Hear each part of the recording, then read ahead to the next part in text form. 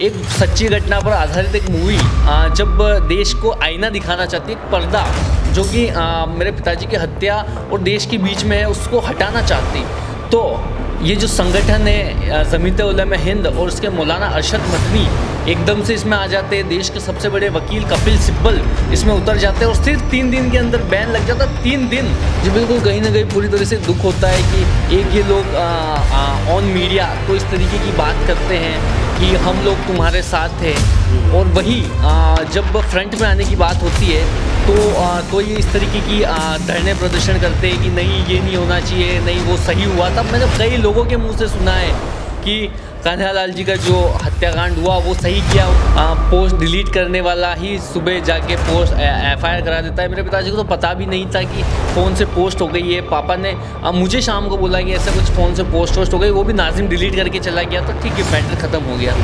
आपने एक बात कही कि देश का माहौल ना ख़राब हो जाए, तो जब मेरे पिताजी की जो हत्या हुई थी 3 साल पहले, तब क्या देश का माहौल ख़राब नहीं हुआ था? नहीं हुआ था ना। तो एक मूवी आने से भी देश का माहौल ख़राब नहीं होने वाला है, ठीक है। और जो ये संगठन है जमीयत उलमा हिंद, ये हर बार इस तरीके की जो घटनाएं होती है उसमें क्यों सामने आ जाता? अभी क्यों खड़ा है जावेद के सामने जो मेरे पिताजी की हत्या में शामिल था?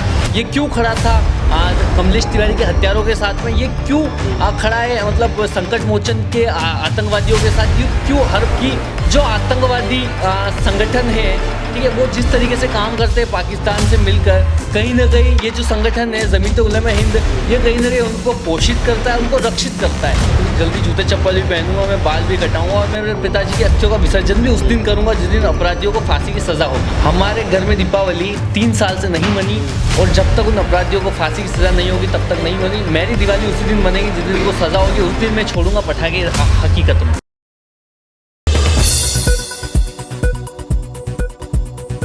नमस्कार साथियों, रिंकेश जैन आप देख रहे हैं भारत गान। उदयपुर फाइल सिनेमाघरों में आने के लिए तैयार थी, लेकिन रिलीज को लेके अड़ंगे पे अड़ंगे लग रहे हैं, और ये अड़ंगा कभी सुप्रीम हाई कोर्ट लगा रहा है, कभी सेंसर बोर्ड की कैंची चल रही है। आज हमारे साथ हैं यश साहू, जो कन्हैया लाल जी के बेटे हैं, और इस पूरे हत्याकांड पर उनकी राय क्या है। राय तो इन्होंने अलग अलग चैनलों पर रखी चुकी है, लेकिन अब इस बीच इनने क्या संघर्ष किया, एक फिल्म रिलीज कराने के लिए कितना संघर्ष आज इन्हें करना पड़ रहा है। सेंसर बोर्ड के चक्कर लगाने पड़ रहे हैं, हाई कोर्ट के चक्कर लगाने पड़ रहे हैं, कई मौलाना मौलवी इस फिल्म के पीछे पड़ गए हैं, कई मुस्लिम संगठन इसको बैन कराने के लिए पूरे प्रयास कर रहे हैं। क्या कहेंगे? जी बिल्कुल, जिस तरीके से ये संगठन एक मूवी बैन कराने के पीछे पड़ रहे हैं, ये शायद अगर मेरे पिताजी का जो केस 3 साल पहले हुआ था, अगर एक भी याचिका अगर ये उस समय दायर कर देते तो मुझे लगता है कि अभी तक उन अपराधियों को सज़ा मिल गई होती। 3 साल में अभी तक केस में फास्ट ट्रैक नहीं हुआ है, कुछ भी नहीं हुआ केस के अंदर। और वही एक सच्ची घटना पर आधारित एक मूवी जब देश को आईना दिखाना चाहती है, एक पर्दा जो कि मेरे पिताजी की हत्या और देश के बीच में है उसको हटाना चाहती, तो ये जो संगठन है जमीयत उलमा हिंद और उसके मौलाना अरशद मदनी एकदम से इसमें आ जाते हैं। देश के सबसे बड़े वकील कपिल सिब्बल इसमें उतर जाते हैं और सिर्फ 3 दिन के अंदर बैन लग जाता है। 3 दिन और 3 साल, बड़ा डिफरेंस होता है, बहुत बड़ा डिफरेंस होता है कि 3 दिन में आप अपराधियों को सज़ा तो नहीं दिला पाए, पर 3 दिन में एक सच्ची घटना पर आधारित मूवी को आपने ज़रूर बैन कर दिखाया। दिन में कई बार आपको अफसोस तो होता होगा यहाँ की न्याय प्रक्रिया के ऊपर कि भाई एक तो आपके पिताजी का मर्डर कर दिया गया बेरहमी से, और उन्हीं के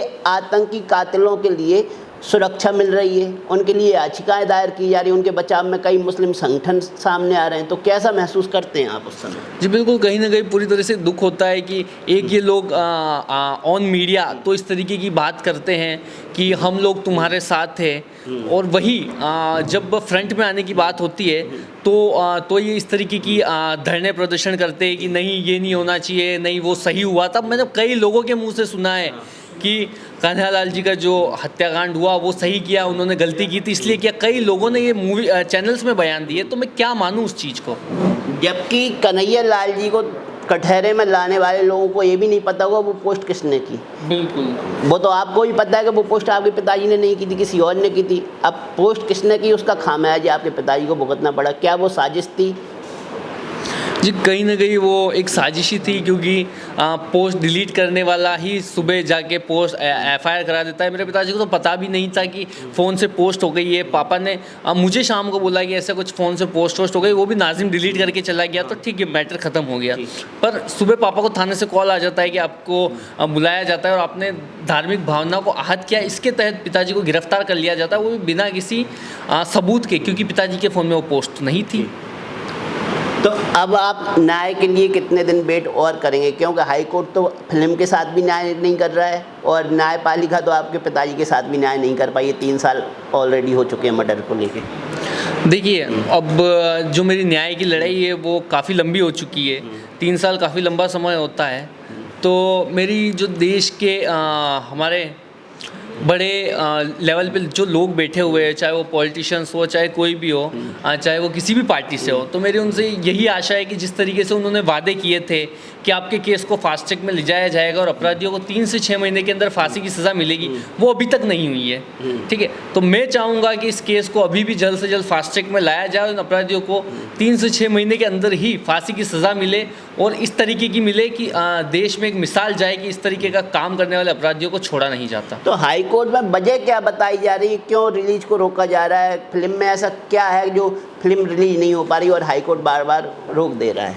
देखिए इस चीज़ को अपन कुछ पुरानी चीज़ों से समझते हैं, जैसे कि थग लाइफ करके एक मूवी आई थी जिसमें सुप्रीम कोर्ट का ऑर्डर था कि कुछ नहीं हो सकता बिकॉज कि मूवी को CBFC सर्टिफिकेट मिल चुका है, ये मूवी CBFC सर्टिफाइड है।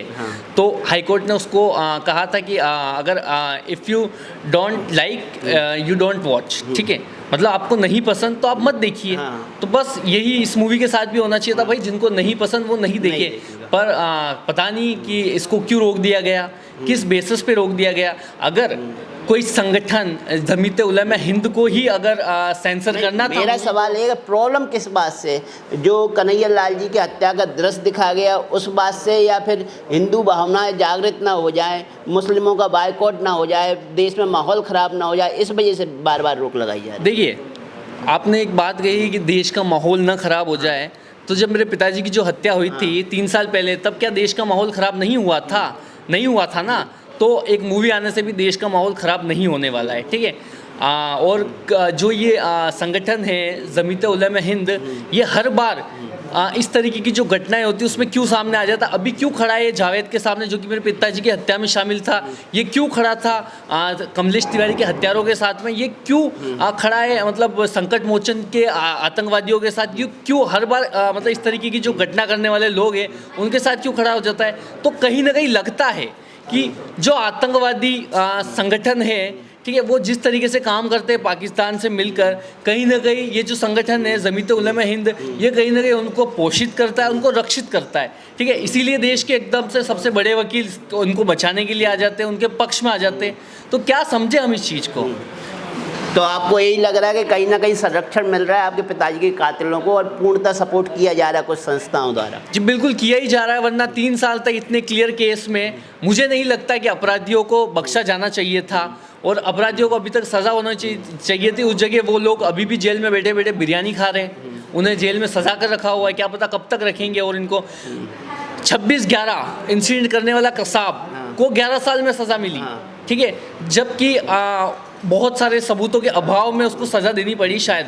मेरे पिताजी के केस में तो कोई ऐसी चीज़ है ही नहीं, सब कुछ सामने, उन्होंने वीडियो बनाया, सब कुछ है। अभी के अभी सज़ा देना चाहे तो भी कोर्ट दे सकती है, फिर भी न्याय नहीं मिल पा रहा। फिर भी न्याय नहीं मिल पा रहा। तो अभी एक तो न्याय नहीं मिल पा रहा, दूसरा कि आपको ही प्रताड़ित किया जा रहा है। आपने चप्पल छोड़ रखी है, आपने सिर के बाल नहीं कटाए कई सालों से, 2 साल तो 3 साल तो हो ही गए होंगे जब आपके पापा जी का मर्डर किया गया, उसके बाद तो आपने बाल नहीं कटाए हैं, ना चप्पल पहनी है। तो क्या लग रहा है कि आप कितने दिन बाद और चप्पल पहन पाएंगे, मतलब न्याय कितने दिन बाद मिलेगा? देखिए ये तो देश की न्यायिक प्रक्रिया जाने कि उसे क्या करना है। उसे 3 दिन में मूवी बैन कराने का जो आदेश है वो देना है कि इन्हें 3 साल होने पर भी उन अपराधियों को सज़ा देनी है या नहीं देनी है। ये हमारा जो जुडिशरी सिस्टम है वो डिसाइड करे, ठीक है, क्योंकि ये जुडिशरी हमारे कहने से नहीं चलती, ये अपना डिसीज़न खुद लेती है।